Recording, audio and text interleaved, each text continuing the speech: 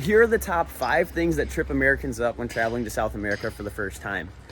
My name's Cole, and I've accumulated about 4 months in South America between surf trips, work trips, and volunteer trips.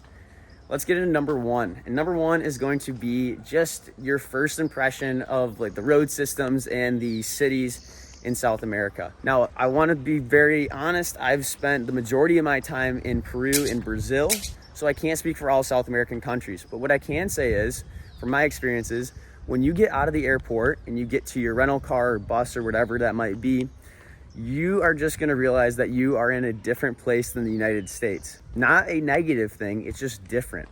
And if you're in a rental car, I only bring this up, sometimes the roads aren't as well kept, so you really want to make sure that you're alert while driving so you can keep your car safe. Number 2 is going to be the language. Now, if you know English and you're fluent in English and you've lived in America your entire life, you've never had someone that couldn't understand you unless you were talking to someone who's vacationing in the States or just didn't know English. The reason I bring this up is because your mind is going to be blown the first time you try to have a conversation with someone and they don't understand you.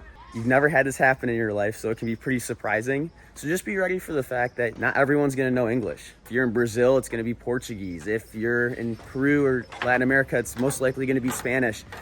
It wouldn't hurt if you downloaded Duolingo or something like that and practice some of your language skills before you go into a community that by and large speaks a language that you don't already know. If you want to do yourself a favor, you don't want to learn the language, or you just want to have a backup, go into either Google Translate or even the Translate app on your phone and just download Spanish, download Portuguese, download whatever language you need in the country that you're visiting, so that if you get in a pinch and you don't have cell service, you can always just throw on the Translate on your phone.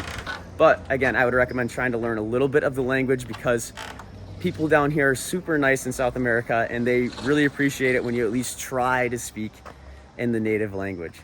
Number 3 is cash is king down here.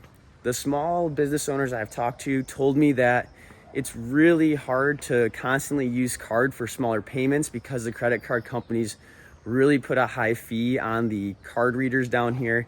And it's actually higher than that of the United States, which I found interesting. So that is why a lot of the small businesses in South America are going to be using cash.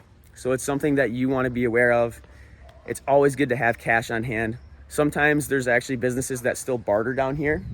So if you actually, have some good negotiating skills, you might be able to get your bananas from 5 soles a kilo, down to 1 or 2 soles per kilo. Again, I'm just pulling some random numbers out there, but again, you can get away with some bartering down here.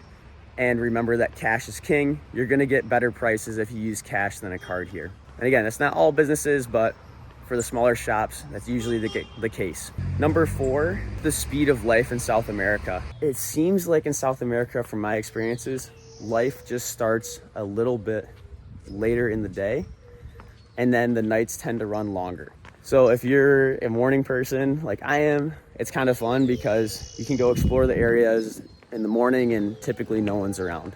The 5th and final thing that I wanted to talk to you guys about in this video is staying healthy on your first trip to South America as an American. The biggest one is your drinking water. In the US, you're used to drinking water that comes out of the tap, comes out of the shower. Usually if it's running water, you can drink it. Here in South America, that's not the case. If you drink the tap water, you're most likely gonna get sick. So you really wanna stick to bottled water when you're in South America. Now, that's just been my experiences. I'm sure there's some places with some great drinking water. However, I would just play it safe and drink bottled water. And the second thing for staying healthy is looking at the healthcare options you have while you're on your vacation. Especially if you're on a surf trip, kite trip, you're doing some crazy mountain biking trip or hiking, there is a chance that you're gonna get hurt. And you need to know what options for healthcare you have because, again, South America is different from the United States. You aren't gonna have the same level of care available in most places. In most South American countries, you have public and private healthcare systems. The public healthcare systems are great because they're free and they usually cover travelers. However, you're gonna have a limited option of care. Sometimes they're not gonna have all the treatments that would be available. So that means if there's a better treatment for the sickness or injury that you have, they might not have access to it. So in that case, you'll probably wanna go to a private healthcare system, private hospital, private doctor, whatever. When you go to the private healthcare side in South America, typically can get expensive, and the level of care is going to be good, and it's going to be pretty close to that of the US. But again, you're going to pay for that extra care. So before you go on your trip, just make sure to do a quick Google of the healthcare opportunities in the country that you're going to, and make that personal decision if you want to buy traveler's health insurance, because in most of these countries, they're not going to accept a US-based insurance plan. And your insurance company probably won't cover something that happens out of the US. So just something to think about and research on your own. So those are the top 5 things that all you first-time travelers to South America should look out for. Again, just be ready for the first overall impression, you know, driving on roads that are gonna be different than the US. Number 2, be ready for the fact that not everyone's gonna understand you, not everyone knows English. Number 3, have some cash on you. It's gonna go further than your card's gonna go. Number 4, remember that the speed of life down here is different than the type A American lifestyle. And then the 5th thing is just be ready for the fact that the healthcare system and your drinking water is gonna be different than what you have in the States. If you guys have any other questions on what you need to do to make a trip to South America happen, feel free to shoot me a message and I'd be happy to help you out. But until the next video, I will see you guys later.